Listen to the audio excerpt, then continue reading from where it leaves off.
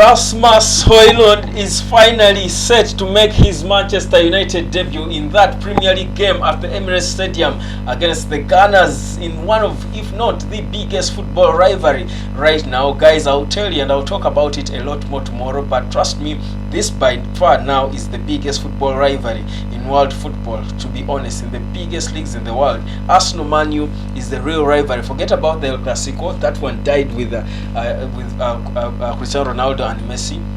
The biggest one is Arsenal Man U now. Ahead of that game, what a dream debut for a youngster who has been a Manchester United supporter all his life. He's living a dream of playing for the biggest football club in the world, the club he supports, and that's the club against which he's making his debut. Rasmus Hojlund, the boss Erik ten Hag has confirmed, is set to make his debut on Sunday. He will be part of that squad to face Arsenal away from home. It's an important game. It's an important moment. It comes at a time when United has been busy doing a lot of other things, including signing players in almost all key departments that had got issues. It has been a very good deadline day in terms of Manchester United transfers. But guys, listen, Rasmus Hojlund is set to make his debut, but thinking about this just reminded me of the year 2004 when Rooney had just joined us from Everton, his debut against Fenerbahce. Do you know what happened? If you were there, do you remember? Well, in case you didn't know, Rooney scored a hat-trick on his debut. I was there and picturing the same start because later on we went on to see, did I say, how it turned out to be the all-time top scorer for Manchester United, one of the greatest players we've had, a legend of the club. Now trust me, that's the expectation we have, that's the hope we have in this young man Rasmus Hojlund, because he came in young, he's so promising, he's so talented, he's loved, he's admired. Erik ten Hag was waxing lyrical about him, saying he trained so well and he looks fit and ready with all confidence. I love the confidence with which Erik ten Hag spoke in this press conference. He was so confident in whatever he has built, but also he looked a bit relieved and happy, probably because he's getting some sensible signings in, because the same day today Altay Bayinde was confirmed to complete the goalkeeping department. He was confirmed as a goalkeeper, unveiled officially.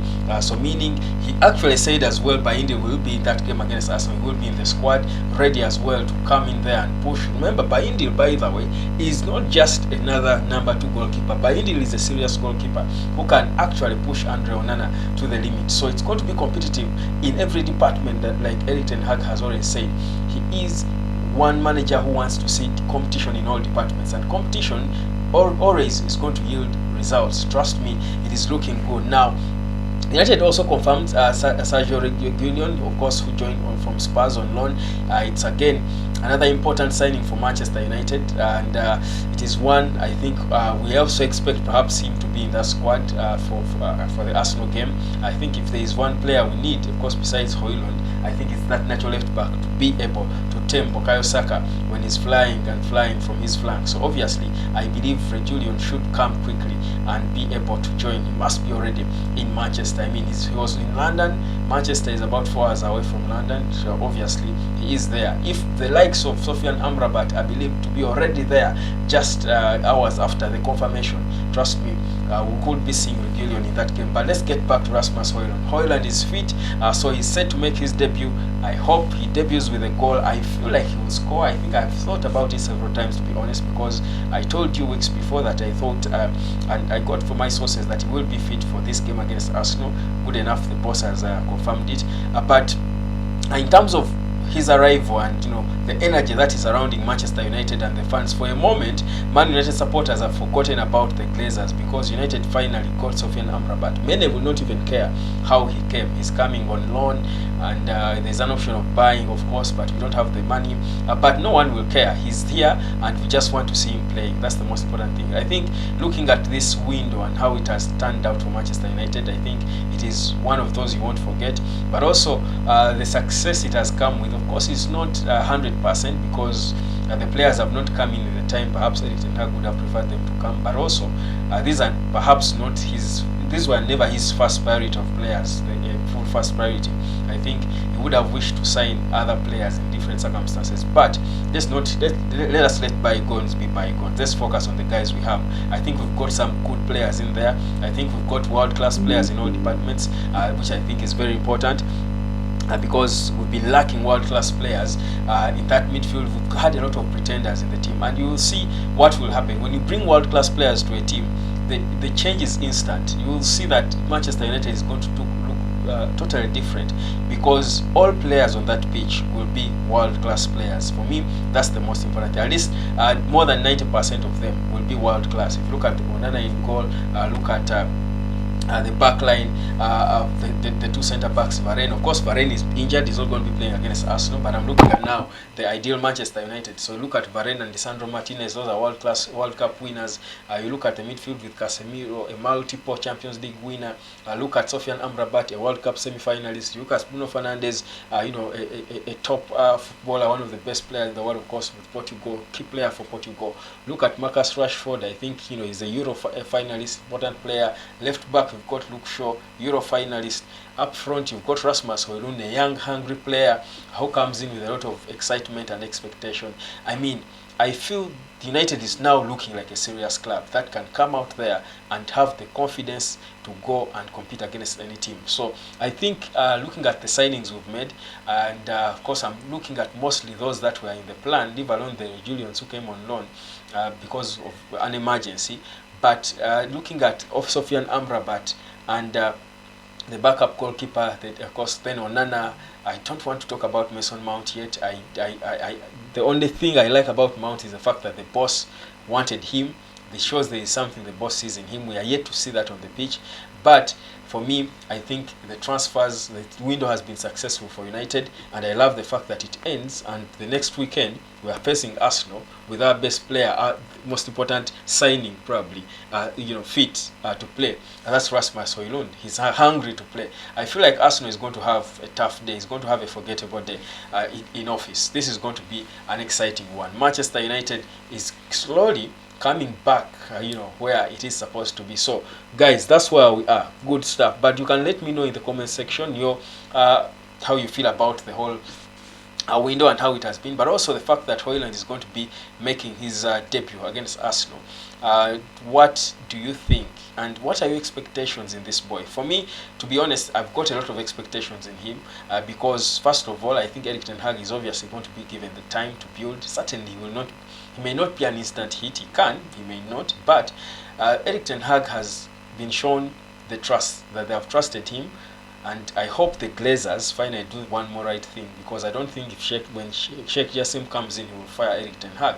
I think he will just proceed with what they've been trying to build and try to improve it and reorganize. But I hope that Erik ten Hag is given the time, and if that does happen, I feel like Rasmus Hojlund can turn out to be, a Wayne Rooney of sorts, because he's a bit different. I feel like he's got a few unique features about him that can make him actually excel a lot in the Premier League, but also at Manchester United, given what we are building and the style of play we have. I see what Erik ten Hag is doing. Trust me, this United will score goals. They will come. Hojlund will score goals because chances will be created. So I think there should be a lot of energy and positivity around this Manchester United team. I think now that the window is closed and done, of course, Johnny Evans as well has come in on a short-term contract to try and boost the back line because we already now know we have an injury concern with Varane. Probably it will be maybe Lindelof playing with Martinez in that defense, or maybe Johnny Evans with Martinez. We're not sure in the Arsenal game. Of course, Evans comes with a lot of experience. Lindelof, the game against Arsenal might be too much for him. Of course, not that he has not played them before, but the fact that you've got Johnny Evans there, if he has been training well with Martinez, perhaps he could be the preferred starter. But anyhow, that said, regardless who starts in the back line, United looks like now a complete serious team that can stand against Man City and bully them. We are going to stand against Arsenal. We bullied them in pre-season. This time around, we will proper bully them. It's going to be a proper game of football.